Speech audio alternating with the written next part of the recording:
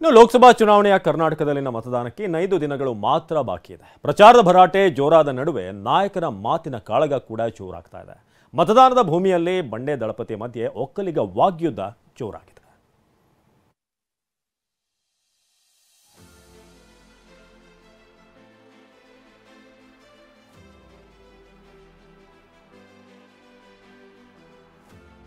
ತಾಯಿ ಯೌವನದಲ್ಲಿದ್ದಾಗ ಅಂತ ತಾಯಿ ಮೇಲೂ ಕಣ್ಣಿಡಬೇಕು. ಡಿಕ್ಷನರಿ ಒಳ್ಳೆ ಪದಗಳೆಲ್ಲ ಹುಡುಕ್ತಾ ಇದ್ದಾರೆ. ಒಳ್ಳೆದಾಗಲಿ ಅವರಿಗೆ. ಒಳ್ಳೆಯ ಡೈಲಾಗ್ ಹೊಡೆಯುತ್ತಿದ್ದಾರೆ.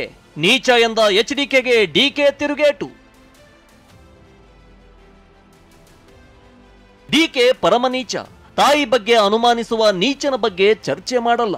ಡಿಸಿಎಂ ಡಿಕೆ ಶಿವಕುಮಾರ್ ವಿರುದ್ಧ ಮಾಜಿ ಸಿಎಂ ಎಚ್ಡಿಕೆ ಆಡಿರೋ ಮಾತುಗಳಿವು. ಇದೇ ಮಾತು ಡಿಕೆ ಎಚ್ಡಿಕೆ ಮಧ್ಯೆ ಮತ್ತೆ ಮಾತಿನ ಮಲ್ಲಯುದ್ಧಕ್ಕೆ ದಾರಿ ಮಾಡಿಕೊಟ್ಟಿದೆ. ದಳಪತಿಗೆ ಡಿಚ್ಚಿ ಕೊಟ್ಟಿರುವ ಡಿಕೆ ಡೈಲಾಗ್ ಹೊಡೆಯುತ್ತಿದ್ದಾರೆ. ಒಳ್ಳೆಯದಾಗ್ಲಿ ಅಂತ ಕಾಲೆಳೆದಿದ್ದಾರೆ.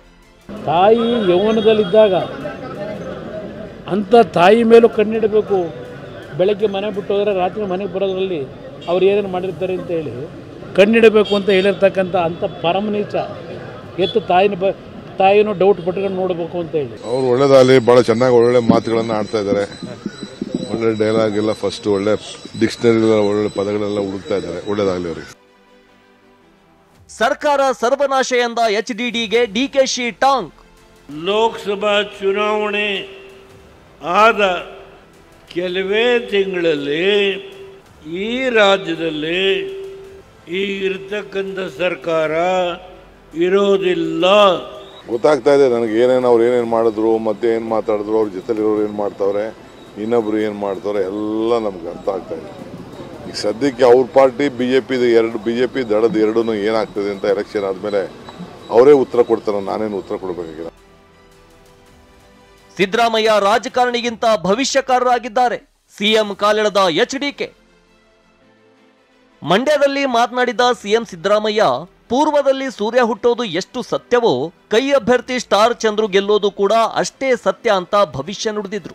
ಅದಕ್ಕೆ ತಿರುಗೇಟು ಕೊಟ್ಟಿರುವ ಕುಮಾರಸ್ವಾಮಿ, ನಾನು ಗೆದ್ರೆ ಆ ಸೂರ್ಯನ ಕಥೆ ಏನಾಗುತ್ತೆ ಅಂತ ತಿಳಿದಿದ್ದಾರೆ. ಮಂಡ್ಯದಲ್ಲಿ 100ಕ್ಕೆ 100 ಪೂರ್ವದಲ್ಲಿ ಸೂರ್ಯ ಹುಟ್ಟೋದು ಎಷ್ಟು ಸತ್ಯನೋ ಅಷ್ಟೇ ಸತ್ಯ ವೆಂಕಟರಮಣೇಗೌಡ ಗೆಲ್ತಕ್ಕಂಥದ್ದು. ಇತ್ತೀಚೆಗೆ ಸಿದ್ದರಾಮಯ್ಯನವರು ಭವಿಷ್ಯಕಾರರಾಗಿದ್ದಾರೆ. ರಾಜಕಾರಣಿಗಿಂತ ಹೆಚ್ಚಾಗಿ ಜ್ಯೋತಿಷಿಯಾಗಿದ್ದಾರೆ. ಮಂಡ್ಯ ಜಿಲ್ಲೆ ಜನತೆಯನ್ನು ಆಶೀರ್ವಾದ ಮಾಡಿ ಗೆದ್ದು ಬಿಟ್ರೆ ಆ ಸೂರ್ಯಚಂದ್ರ ಕಥೆ ಏನಾಗುತ್ತೆ ಅಂತ ಯೋಚನೆ ಮಾಡ್ತಾ ಇದ್ದಾನೀಗ. ಇನ್ನು ಸಿಎಂ ಮತ್ತು ಕಾಂಗ್ರೆಸ್ ವಿರುದ್ಧ ಎಚ್ಡಿ ಕುಮಾರಸ್ವಾಮಿ ಹರಿಹಾಯ್ದಿದ್ದಾರೆ. ಜೆಡಿಎಸ್ ಪಕ್ಷವನ್ನ ಮುಗಿಸಬೇಕು ಅಂತಿದ್ದಾರೆ. ಅವರಿಗೆ ಜೆಡಿಎಸ್ ಕಂಡ್ರೆ ಭಯ ಅಂತ ಖಾರವಾಗಿಯೇ ಪ್ರತಿಕ್ರಿಯೆ ಕೊಟ್ಟಿದ್ದಾರೆ. ಅವ್ರಿಗಿರೋದೇ ಭಯ ಜೆಡಿಎಸ್. ಕಾಂಗ್ರೆಸ್ ನಾಯಕರಿಗೆ ನಿದ್ದೆಗೆಡಿಸಿರೋದು ಜೆಡಿಎಸ್ ಪಕ್ಷ. 50 ಕೋಟಿ ಇಲ್ಲದೆ ಡಿಕೆ ನಿದ್ದೆ ಮಾಡಲ್ಲ ಎಂದ ಎಚ್ಡಿಕೆಗೆ ತಿರುಗೇಟು. ದಿನಾ ನಿದ್ರೆ ಮಾಡ್ತಾ ಇಲ್ಲ ನಾನು. ಅವರು ನಿದ್ರೆ ಮಾಡ್ತಾ ಇಲ್ಲ, ನಾನು ನಿದ್ರೆ ಮಾಡ್ತಾ ಇಲ್ಲ. ನಿಮಗೆ ಈ ಆರೋಪ ಮಾಡ್ತಾರೆ, ಅವ್ರು ಯಾಕೆ ನಿದ್ರೆ ಮಾಡ್ತಾ ಇಲ್ಲ ಅಂತ ಗೊತ್ತಾಗಿಲ್ಲ. ಅಲ್ಲ, ಅವ್ರಿಗೆ ನಂಗೆ ಸಿಕ್ಕಿಲ್ವಲ್ಲ ಅಂತ ಕೈನ ಒಸಿಕೋತಾ ಇದ್ದಾರೆ. ಮತದಾನ ಸಮೀಪಿಸುತ್ತಿದ್ದಂತೆ ನಾಯಕರ ವಾಗ್ಯುದ್ಧ ತಾರಕಕ್ಕೆ ಏರ್ತಿದೆ.